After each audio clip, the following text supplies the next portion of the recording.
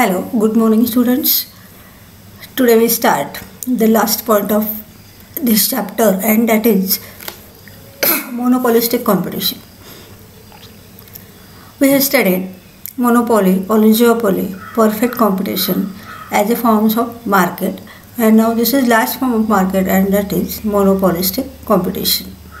So what is monopolistic competition? According to definition given by Chamberlain, here it is that form of market which is called monopolistic competition refers to competition among the large number of sellers producing close but not perfect substitutes, and it is realistic in nature. So it is the combination of monopoly and perfect competition. It means here some features of monopoly and some features of perfect competition are found in this form of market, so it is called as monopolistic competition. So you just see here what is the meaning. Competition among large number of sellers. Now today's market is monopolistic competition market. So by considering today's market, you have to study this concept. So you find in market that there are different industries which are engaged in the production of particular commodity. That means large number of sellers and producers are producing close but not perfect substitute. It means they are close substitutes. That means when we use a particular product, if you want to change the product, then you can change the product. But whatever the features in these two products are not similar, are not equal. They are close substitute. We can use here one product for another, but they are not perfect substitutes.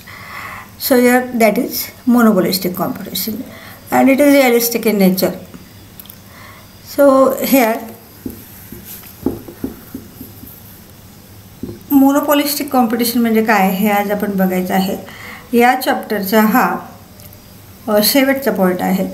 हा point झाल्यानंतर हा chapter संपतो आणि मग नंतर आपण पुढच्या आठवड्यामध्ये पुढचा टॉपिक सुरू करायचा आहे.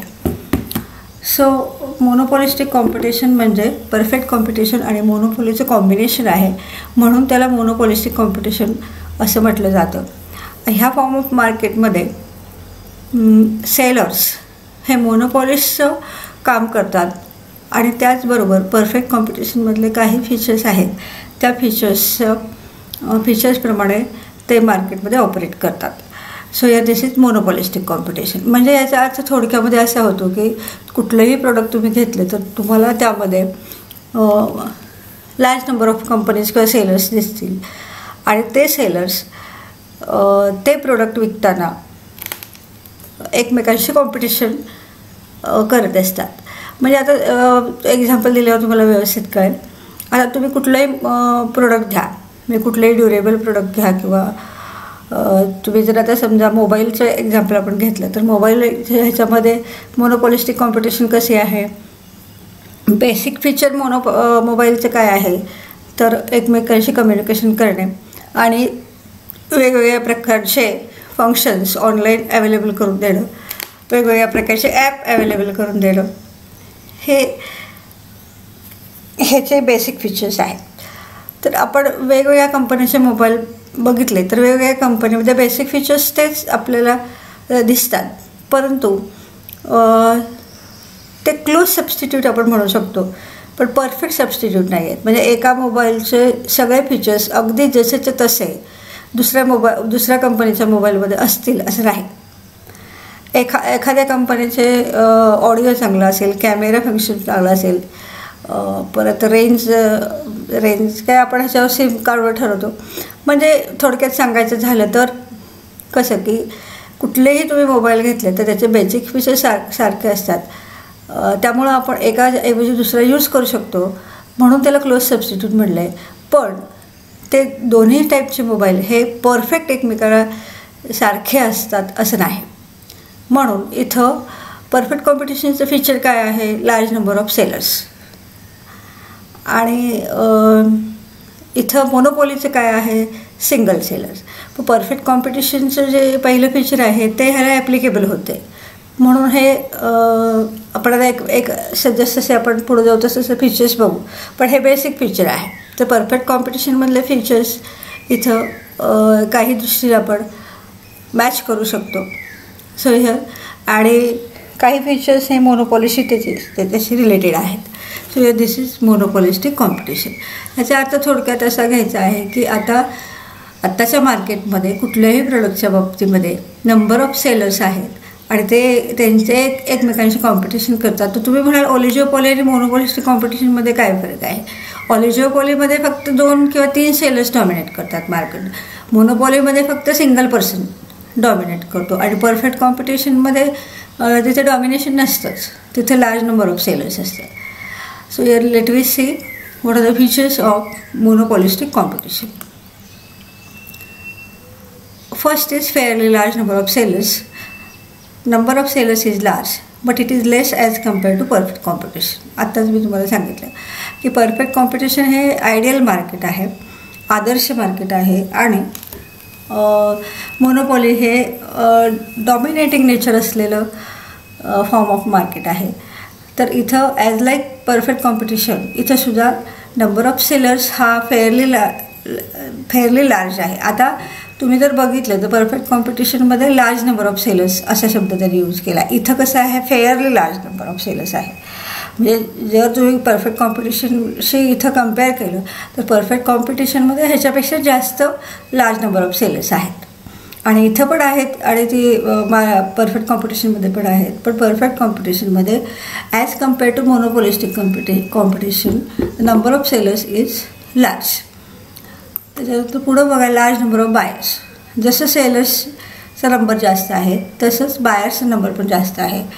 आता तुम्ही एक कुठलं एक्झाम्पल तुम्ही हे प्रत्येक फीचरला तुम्ही कन्सर्न करून जर लक्षात घेतले तर तुम्हाला ते लवकर लक्षात येईल. आपण कुठलं एक्झाम्पल घेतलं तर मोबाईलचं एक्झाम्पल घेतलं तर इथं मोबाईल विकणारे पण लार्ज नंबर ऑफ सेलर्स आहेत आणि मोबाईल घेणारेसुद्धा लार्ज नंबर ऑफ बायर्स आहेत. म्हणजे तिथं असा कुठलाही एक सिंगल सेलर किंवा सिंगल बायर नाही आहे किंवा सिंगल बायर हा टोटल मार्केटवर इफेक्ट करू शकत नाही. आता आपण डिमांड थेअरी बघितली, सप्लाय थेअरी बघितली, त्याच्यामध्ये इंडिव्हिज्युअल सप्लाय आणि इंडिव्हिज्युअल डिमांड ह्याच्याचंसुद्धा आपण स्टडी केलेलं आहे. तर त्याच्यामध्ये तुम्ही बघितलं की मार्केट डिमांड आणि मार्केट सप्लाय ह्या दोघांचं कन्सिडरेशन करून मग तिथं प्राईस फिक्सेशन केलं जातं. हे परफेक्ट कॉम्पिटिशनमध्ये. मोनोपॉलीमध्ये काय होतं की मोनोपॉलिस्टच प्राईस ठरवतो त्याच्या कन्व्हिनियन्सनुसार आणि तो मार्केटवर त्याचा होल्ड असतो, त्यामुळे त्याची प्राईस कन्झ्युमर्सना फॉलो करावी लागते. तर इथं या पॉईंटच्या रेफरन्समध्ये कुठलाही सिंगल बायर मार्केटवर इन्फ्लुअन्स करू शकत नाही. प्राईसवर इफेक्ट हा मार्केट सप्लाय किंवा मार्केट डिमांड ह्याच्यामुळं होत असतो. So here that is large number of buyers. त्याच्यानंतर आहे बघा प्रोडक्ट डिफरन्शिएशन. ह्याच्यामध्ये हे स्पेसिफिक फीचर आहे बघा. म्हणजे एक पर्टिक्युलर फीचर आहे product differentiation.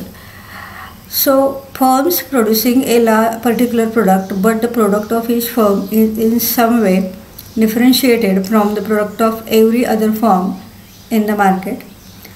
Product differentiation may take the form of brand names, trademarks, peculiarity of package or container, shape, quality, cover, design, color, etc.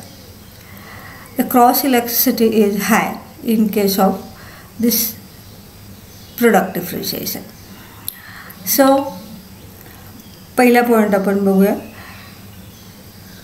Firms producing A particular product but the product of each firm is somewhere differentiated from the product of every other firm in the market. मी मगाशी सांगितलं होतं मागच्या पॉईंटमध्ये, तेच इथे त्यांनी सांगितलं की प्रोडक्ट हे आपण एका प्रोडक्टच्या ऐवजी दुसरं प्रोडक्ट यूज करू शकतो, पण आपण जे प्रोडक्ट बदलणार आहे ते प्रोडक्ट आणि जे यूज करणार आहे ते प्रोडक्ट ह्याच्या दोघांचे फीचर्स परफेक्ट 100% मॅच होत नाहीत. एकाऐवजी आपल्याला दुसरा प्रोडक्ट चालतो, परंतु पहिल्या प्रोडक्टचे आणि दुसऱ्या प्रोडक्टचे फीचर्स सारखे असतीलच असं नाही. So here that is firms producing a particular product, but the work of each firm is in some way differentiated. आपण कुठलंही एक्झाम्पल घ्या, ड्युरेबल प्रोडक्ट घ्या, कुठलंही रेफ्रिजरेटर आहे, वॉशिंग मशीन आहे, मोबाईल आहे, बाईक्स आहेत, ह्या ज्या FMCG आहेत, ह्याला आपण काय म्हणतो FMCG म्हणजे फास्ट मुव्हिंग कन्झ्युमर गुड्स. तर ह्या फास्ट मुव्हिंग कन्झ्युमरच्या गुड्सच्या बाबतीमध्ये आता तर मोनोपॉलिस्टिक कॉम्पिटिशन आहेच. आता तुम्ही कुठलं एक्झाम्पल घ्या, तुम्ही जर समजा टू व्हीलरचं एक्झाम्पल घेतलं तर तुम्हाला माहिती आहे आता टू व्हीलरमध्ये मोटरसायकल वेगळं आणि स्कूटीज वेगळ्या. मोटरसायकलमध्ये जर तुम्ही बघितलं तर त्याचं large number of sellers are available. मग तुम्ही बघता की त्याच्यामध्ये एक बाईक दुसऱ्याऐवजी चालते, पण पहिल्या बाईकचं आणि दुसऱ्या बाईकचे सगळेच फीचर्स सारखे नसतात, तरी पण आपण ते क्लोज सबस्टिट्यूट म्हणून यूज करतात. तर प्रत्येक कंपनी तेच प्रोडक्ट करत असते. जे प्रोडक्ट आपल्याला दिलं जातं त्याच्यापासून आपली जी वॉन्ट आहे ती सॅटिस्फाय होते, परंतु ते सॅटिस्फॅक्शन होताना ज्या फीचर्समध्ये कन्झ्युमरला कम्फर्टेबल वाटतं ते प्रोडक्ट कन्झ्युमर परचेस करतो. म्हणजे आता प्रत्येकाचं लायकिंग वेगळं असतं. एखाद्याला त्या गाडीचा शेप आवडतो, एखाद्याला त्याचा स्पीड आवडतो, किंवा आता इतर फीचर्स, एखाद्याचं पेट्रोलची कपॅसिटी जे आहे म्हणजे आपण टाकी असं म्हणतो त्याला, तर ती जास्त असेल, एखाद्याची कमी असेल, एखाद्याचं डिझाईन चांगलं असेल, एखाद्याचं सस्पेन्शन चांगलं असेल. तर असे वेगवेगळे फीचर्स जर आपण बघितले तर त्याच्यामध्ये प्रत्येक स्कूटीमध्ये, प्रत्येक मोटरसायकलसारख्या ज्या बाईक्स आहेत त्याच्यामध्ये आपल्याला वेगवेगळे फीचर्स आढळतात. That is product differentiation. म्हणजे एका कंपनीची बाईक अगदी सेम टू सेम दुसऱ्या कंपनीच्या बाईकसारखी नसते, ह्याला आपण म्हणायचं प्रोडक्ट डिफरन्शिएशन. दोन्ही प्रोडक्ट सेम टाईपचे सर्व्हिसेस देतात, परंतु त्यांच्या फीचर्समध्ये आपल्याला डिफरन्स आढळतो. So here this is product differentiation. Product differentiation may take in the form of brand names. आता मग ह्याच्यामध्ये कुठल्या ह्याच्यामध्ये आपल्याला डिफरन्स फाइंड आपण करू शकतो ते आपण इथं बघायचं आहे. मग डिफरन्स कुठल्या ह्याच्यामध्ये असतो? ब्रँड नेम्स असतं, म्हणजे प्रत्येकाचा ब्रँड नेम वेगळा असतो. ट्रेडमार्क्स त्याचे वेगवेगळे असतात. ट्रेडमार्क म्हणजे काय माहिती आहे तुम्हाला की हे एक पर्टिक्युलर टाईपचं सिम्बल आहे, रजिस्टर्ड असतं ते, आणि ते रजिस्टर्ड जे काही सिम्बल किंवा नेम असतं ते त्या बाईकच्या आयडेंटिफिकेशनसाठी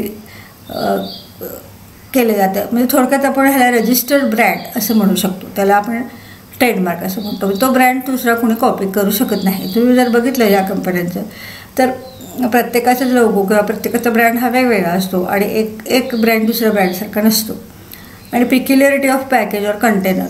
आता बाईकच्या बाबतीमध्ये काय पॅकेज किंवा कंटेनरचा काही संबंध येत नाही, पण तुम्ही ज्या डेली यूज प्रोडक्ट्स असतात तर त्या प्रोडक्ट्समध्ये त्याचं पॅकेजिंगसुद्धा व्हेरी इम्पॉर्टंट रोल प्ले करतं आणि तुम्हाला तिथं अट्रॅक्ट पण करतं. एक टाईपचं ॲडव्हर्टाइजमेंट आहे आणि कधी कधी युजफुल कंटेनर असतं म्हणून ते प्रोडक्ट घेतलं जातं. पर्टिक्युलरली लेडीजच्या पर्चेसिंग हॅबिट्स किंवा बाईंग हॅबिट्स जर तुम्ही बघितल्या तर ते लॉंग टर्म थिंकिंग करून ते प्रोडक्ट घेत असतात. समजा एखाद्याचं कंटेनर हे त्यांना युजफुल वाटलं किंवा फ्युचरमध्ये ते आपल्याला उपयोगी पडेल असं वाटलं तर definitely she will be hair attracted towards that product. So here that is container. Shape तुम्हाला माहिती आहे, शेपमध्ये डिफरन्सेस आहेत. ज्यांना जसा शेप आवडतो तसं ते प्रोडक्ट परचेस करतात. क्वालिटी, प्रत्येकाच्या क्वालिटीज वेगवेगळ्या असतात. Cover design, colour etcetera. तर ह्या सगळ्या हे तर थोडंसं त्याने रिप्रेझेंटेटिव्ह एक्झाम्पल्स दिलेले आहेत की कुठल्या फीचर्समध्ये आपल्याला इथं डिफरन्स आढळून येतो हे आपल्याला कळतं. So here that is product differentiation और features of the product which differentiate a particular product of to another product. Now next is here cross elasticity is high. आता इथं हाय क्रॉस इलेक्ट्रिसिटी म्हणजे काय तर एकाऐवजी दुसरं प्रोडक्ट आपण यूज करतो. मग तिथं जर आपल्याला दुसरं प्रोडक्ट यूज करतो म्हणजे काय करतो आपण सबस्टिट्यूट यूज करतो. जर तुम्हाला सबस्टिट्यूट लार्ज प्रपोर्शनमध्ये असतील तर ते सबस्टिट्यूट तुम्ही यूज करू शकता. म्हणून इथं काय सांगितलेलं आहे त्याने की क्रॉस इलॅस्टिसिटी ही हाय आहे. म्हणजे तुम्हाला एकापेक्षा खूप जास्त प्रमाणामध्ये प्रोडक्ट्स अवेलेबल असतात जे तुम्ही चेंज करू शकता. नेक्स्ट पॉईंट आहे फ्री एंट्री अँड एक्झिट. तर इथं फ्री एंट्री अँड एक्झिट ह्याचा अर्थ काय होतो की तुम्ही कधीही एंट्री करू शकता आणि कधीही एक्झिट करू शकता. इथं कुठल्याही प्रकारची डिफिकल्टी नाही आहे. परफेक्ट कॉम्पिटिशनमध्ये सुद्धा हे फीचर आहे. मोनोपॉलीमध्ये सुद्धा एंट्री बॅरियर्स आहेत. म्हणजे तुम्ही इथं एंट्री आणि एक्झिटचा प्रश्नच येत नाही. वन मॅनच सगळं करत असतो, एंट्री पण आणि एक्झिट पण. ऑलिगोपॉलीमध्ये त्यांनी असं सांगितलं की एंट्री इझी आहे, एंट्री डिफिकल्ट आहे आणि एक्झिट इझी आहे. आता इथं काय आहे, freedom of entry and exit याचा अर्थ असा होतो की तुम्ही कधीही एंटर करू शकता आणि कधीही एक्झिट होऊ शकता मार्केटमधून. जर नवीन new firms are free to enter in the market if there is profit. So when new firms are coming and they feel that they can earn more and more profit, so they can remain in the market. So or they can make the entry here in the market. And similarly, in opposite condition, they can leave the market if they find it difficult to survive. तर हे easy आहे feature. कुठल्याही फर्मची entry इथं easy आहे आणि एक्झिटसुद्धा easy आहे. एखाद्या प्रोडक्टच्या प्रोडक्शनमध्ये जर प्रॉफिटेबल असेल किंवा सेलिंगमध्ये जर प्रॉफिटेबल असेल तर तो एंट्री करतो सेलर. आणि जर नंतर परत त्याला असं वाटलं की इथं आपल्याला कॉम्पिटिशनला फेस करणं अशक्य आहे तर तो एक्झिटसुद्धा होऊ शकतो. Now next feature is selling cost. Selling cost are peculiar to monopolistic competition only. म्हणजे हे एक त्याचं स्पेसिफिक पिक्युलियर फीचर आहे. It creates more demand for its product and does increase the volume of sales. आता selling कॉस्टमध्ये काय येतं बघा. सेलिंग कॉस्टमध्ये एका ठिकाणाहून दुसऱ्या ठिकाणी मूव्ह करायचे प्रोडक्ट जे आहे, ट्रान्सपोर्ट चार्जेस येतात, इन्शुरन्स चार्जेस येतात, ॲडव्हर्टायझिंग येतात. म्हणजे सेल करण्याच्या अगोदरच्या सगळ्या ॲक्टिव्हिटीज आणि नंतरच्या ॲक्टिव्हिटीज आणि ड्युरिंग द ट्रॅव्हल ज्या ॲक्टिव्हिटीज असतात त्या सगळ्या ॲक्टिव्हिटीजवर जे मनी स्पेंड होतं त्याला आपण सेलिंग कॉस्ट असं म्हणू शकतो. तर हे सेलिंग कॉस्ट जितके तुमचे जास्त तितकं तुमचा सेल वाढतो. आता फॉर एक्झाम्पल जर तुम्ही ॲडव्हर्टाईज केलं प्रोडक्ट तर ॲडव्हर्टाईजमेंटने डिमांड क्रिएट होतो. ॲडव्हर्टाईजमेंटने डिमांड क्रिएट झाला की त्याच्या ट्रान्सपोर्ट फॅसिलिटीजमध्ये तुम्ही जर मनी इन्व्हेस्ट केलं तर तुम्हाला म्हणजे जेव्हा पाहिजे तेव्हा ते प्रोडक्ट एका ठिकाणाहून ट्रान्सफर करता येतं दुसऱ्या ठिकाणी within a short span of time or without any damage of during the travel to product. तर हे आहे. मग सेलिंग कॉस्ट तुम्ही इन्कर करताना सेल करायच्या अगोदरचे कॉस्ट, तसंच सेल करतानाचे कॉस्ट आणि सेल केल्यानंतरचे कॉस्ट. आणि सेल केल्यानंतरचे कॉस्ट म्हणजे for example after sale service. After sale service म्हणजे तुम्ही प्रोडक्ट परचेस केलं तर ते प्रोडक्ट जर तुम्हाला रिक्वायर्ड असेल सेल केल्यानंतरसुद्धा सर्व्हिसेस तर त्या सर्व्हिसेस दिल्या जातात, त्याला आफ्टर सेल सर्व्हिस म्हणतात. म्हणजे फॉर एक्झाम्पल तुम्ही लॅपटॉप घेतला तर त्याच्यामध्ये बिल्डचे सॉफ्टवेअर असतात ते असतात आणि तुम्हाला ॲडिशनल जे काही त्याच्यामध्ये इन्क्लूड करायचे तर तुम्हाला ती सर्व्हिस तुम्हाला तो सेलर देतो. म्हणजे सेल्स प्रोसिजर क्लोज झाल्यानंतर तो परत सांगतो की तुम्ही या वेळेस हे सॉफ्टवेअर आम्ही तुम्हाला अरेंज करून देतो. So here that is all these are included in selling cost. मग कधी ते फ्री ऑफ चार्ज देतात, कधी कधी त्याच्यासाठी चार्जिंग लावलं जातं. थर्ड पॉईंट काय आहे बघा. It includes expenditure on advertisements, radio and television. आत्ताच मी सांगितलं. And broadcast, hoardings, exhibitions, window display, free gifts, free samples etcetera. मग इथं त्यांनी ते सेलिंग कॉस्ट कशासाठी आपण करतो त्याचे एक्झाम्पल्स दिलेले आहेत. आता ॲडव्हर्टाइजमेंट्स तुम्हाला माहिती आहे, तुम्ही OC शिकला आहे. रेडिओ अँड टेलिव्हिजनमध्ये ब्रॉडकास्टिंग करण्यासाठी किंवा प्रोडक्टचं ॲडव्हर्टाईज करण्यासाठी खूप असे मोठ्या प्रमाणामध्ये ते चार्जेस घेतात. अगदी एका सेकंडला करोड्स ऑफ रुपीज आपल्याला 2 सेकंडला 3 सेकंडला द्यावे लागतात. होर्डिंग्स ह्याचा अर्थ मोठमोठ्या बॅनर्स लावले जातात. जेव्हा आपण एखाद्या सिटीमध्ये एंट्री करतो, तुम्ही बघितलं असेल मोठमोठ्या होर्डिंग्स तिथं असतात. म्हणजे आपण काय त्याला म्हणू शकतो मराठीमध्ये, पण त्याला मोठमोठे पोस्टर्स असं आपण म्हणू शकतो त्याला. सो या दॅट इज होर्डिंग्स. एक्झिबिशन्स तुम्हाला माहिती आहे, जे लोकल प्रोड्युसर असतात किंवा कंपन्यांचे सुद्धा एक्झिबिशन्स असतात, त्या एक्झिबिशन्समध्ये वेगवेगळ्या कंपनीचे प्रोडक्ट एक्झिबिट केले जातात, त्याचे फीचर्स तिथे डिस्क्राईब केले जातात आणि कन्झ्युमरला अट्रॅक्ट करण्याचा प्रयत्न असतो. सो या दॅट इज एक्झिबिशन. इथे एक्झिबिशन कम सेल असं आपण म्हणू शकतो. विंडो डिस्प्ले म्हणजे पर्टिक्युलरली टेक्स्टाईल प्रोडक्ट्समध्ये किंवा इलेक्ट्रॉनिक्स प्रोडक्ट्समध्ये हे विंडो डिस्प्ले केलं जातं. म्हणजे शॉपच्या बाहेर डेकोरेटिव्ह असं प्रोडक्टचं डिस्प्ले केले जातं. तुम्ही बघितलं आता टेक्स्टाईल प्रोडक्ट्स म्हणजे तुमचे सूट्स, शर्ट्स वगैरे ह्याचं ते स्टॅच्यूजला ते शर्ट्स घालून त्याचा डिस्प्ले केला जातो की जेणेकरून जे पासर्स बाय असतात, म्हणजे रोडवरून पास होणारे लोक असतात, त्यांना तिथं अट्रॅक्ट करण्याचा प्रयत्न केला जातो. त्याच्यानंतर आहे free gifts, free samples etcetera. म्हणजे पर्टिक्युलरली फेस्टिव्ह सीझनला म्हणजे फेस्टिवल्स असताना हे फ्री गिफ्ट्स किंवा फ्री सॅम्पल्स इथं दिले जातात. त्याच्यानंतर आहे क्लोज सबस्टिट्यूट. मी मगाशी सांगितलं तुम्हाला हे क्लोज सबस्टिट्यूट होऊ शकतं पण परफेक्ट सबस्टिट्यूट होऊ शकत नाही. In monopolistic competition goods have close substitutes to each other. For example different brands of soaps, toothpaste etcetera. मगाशी पण मी तुम्हाला सांगितलं की FMCG जे गुड्स असतात म्हणजे फास्ट मुव्हिंग कन्झ्युमर गुड्स, त्याच्यामध्ये हे particularly they are close substitute to other. म्हणजे सोपच्या बाबतीमध्ये, कॉस्मेटिक्सच्या बाबतीमध्ये किंवा डेली यूज जे प्रोडक्ट असतात त्याला तुम्ही एक नाही पटलं तर तुम्ही दुसरं यूज करू शकता. So number of products are available for each other. त्याच्यानंतर हे कॉन्सेप्ट ऑफ ग्रुप. हे थोडंसं काय आहे बघा. Under monopolistic competition Chamberlin introduce the concept of group in place of industry.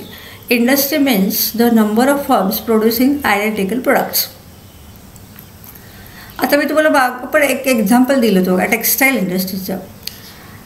Textile industry of Maharashtra असं आपण जेव्हा म्हणतो तेव्हा महाराष्ट्रामधले सगळे टेक्स्टाईल फर्म्स आहेत ते इन्क्लूड होतात. म्हणजे सगळ्या textile industries collectively they are known in textile industry of Maharashtra. So here that is industry. मग इथं आयडेंटिकल प्रोडक्ट्स ते प्रोड्यूस करत असतात. म्हणजे सेम टाईपचे सेम फीचर असलेले प्रोडक्ट्स ते प्रोड्यूस करतात. पण ग्रुप म्हणजे काय आहे, ही झाली इंडस्ट्री. म्हणजे सेम टाईपचे प्रोडक्ट प्रोड्यूस करणाऱ्या वेगवेगळ्या forms they are collectively known as industry. मग ग्रुपचं इथं काय त्याने मिनिंग घेतलं. A group means a number of forms producing differentiated products which are closely related. म्हणजे इंडस्ट्री म्हणजे identical product, similar products produce करणाऱ्या फर्म्स. आणि ग्रुप म्हणजे डिफरन्शिएटेड प्रोडक्ट्स. म्हणजे प्रोडक्टचं बेसिक व्हॉल्यूम तेच, बेसिक फीचर्स तेच, पण त्याच्या क्वालिटीजमध्ये किंवा त्याच्या इतर फीचर्समध्ये डिफरन्शिएशन असलेलं म्हणजे फरक असलेले प्रोडक्ट प्रोड्यूस करणं ह्याला आपण ग्रुप असं म्हणतो. Which are closely related. For example group of firms producing medicines, automobiles etcetera. आता मेडिसिनमध्ये सुद्धा तुम्ही गेलं म्हणजे बऱ्याच वेळा असं होतं डॉक्टर प्रिस्क्रिप्शन देतात आणि मग तो दुकानदार आपल्याला सांगतो की हे मेडिसिनचे ही कंपनी नाही आहे पण दुसरी कंपनी आहे आणि त्या प्रोडक्टमध्ये तुमचे ह्या जे डॉक्टरने दिलेले जे प्रिस्क्रिप्शनमध्ये ते सगळे फीचर्स त्या प्रोडक्टमध्ये आहे. म्हणजे असं तो थोडक्यात सांगतो बघा. कंपनी वेगळी आहे पण सगळे इन्ग्रेडियंट सारखे आहेत. तर हे काय झालं, डिफरन्शिएटेड प्रोडक्ट. अशा प्रकारचे डिफरन्शिएटेड प्रोडक्ट प्रोड्यूस करणाऱ्या ज्या इंडस्ट्रीज आपण एक कलेक्टिव्हली जर त्याला काही त्याचं डेफिनेशन बघायचं असेल तर त्याला आपण ग्रुप असं म्हणायचं आहे. तर हे दोन त्याच्यामध्ये concept of group is related to monopolistic competition. ॲटोमोबाईल्सचं पण एक्झाम्पल दिले बघा. ॲटोमोबाईल्समध्ये स्वतःच आहे की ते प्रोडक्ट आयडेंटिकल नाही आहेत, सेम नाही आहेत, सिमिलर नाही आहेत. टाटाचे मोटर्स बघितले तुम्ही तर त्या वेगळ्या आहेत, मारुतीचे मोटर्स बघितल्या त्या वेगळ्या आहेत, त्या वोक्सवॅगनच्या बघितल्या त्या आहेत. आता माझ्यापेक्षा तुम्हाला ते जास्त माहिती असतील कंपनीज आणि त्या कंपनीचे प्रोडक्ट जर तुम्हाला माहिती असेल तर तुमच्या लक्षात येईल की त्याच्यामध्ये प्रोडक्ट डिफरन्शिएशन आहे. आणि असे डिफरंट प्रोडक्ट्स प्रोड्यूस केलेल्या ज्या इंडस्ट्रीज आहेत त्याला आपण ग्रुप असं म्हणूया, असं त्या चेंबरलेननी त्याने इंट्रोड्यूस केलेलं आहे. तर thus we have finished this monopolistic competition आता थोडक्यामध्ये फीचर्स बघू बघा. पहिलं फीचर आहे लार्ज नंबर ऑफ सेलर्स. इथं as like monopoly, number of sellers is large but as compared to perfect competition is less. There are large number of buyers, so here there are number of buyers, here it is large, and any single buyer cannot affect entire market. So all firms are producing same type of product, but there are differences between different features of the product.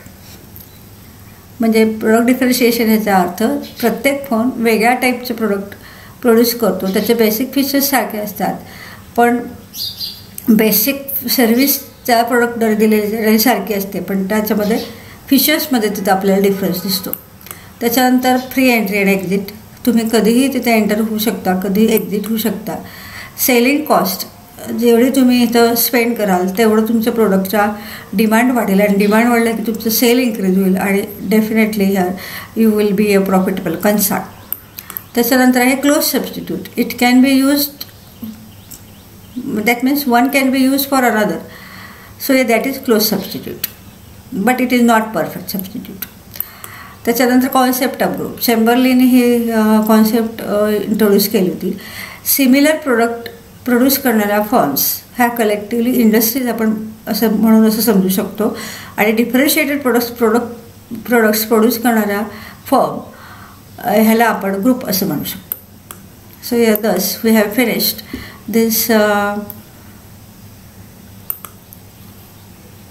chapter. आता या चॅप्टरमध्ये वेगवेगळ्या प्रकारचे forms of market इथं तरी आपण study केलं, तर ह्याच्यात कंपॅरेटिव्ह तुम्ही स्टडी करायचं आहे. कॉमन पॉईंट्स काढायचे आणि त्याचा एक मोठा चार्ट तयार करायचा, आणि त्या कॉमन पॉईंट्सचं तुम्ही एक्सप्लेनेशन लिहायचं. हा आजची ॲक्टिव्हिटी म्हणून तुम्ही समजा. तर जेव्हा तुम्ही वेगवेगळे टाईप्स कुठल्याही ह्याचे सब्जेक्ट्स असतील तर तिथे कंपॅरेटिव्ह स्टडी हे युजफुल आहे. तर अशा पद्धतीनं आपण हे चॅप्टर संपवलेले आहे, आणि म्हणजे we have studied all the points of that chapters, and in next week we will continue that next chapter, and that is index number. Thank you very much.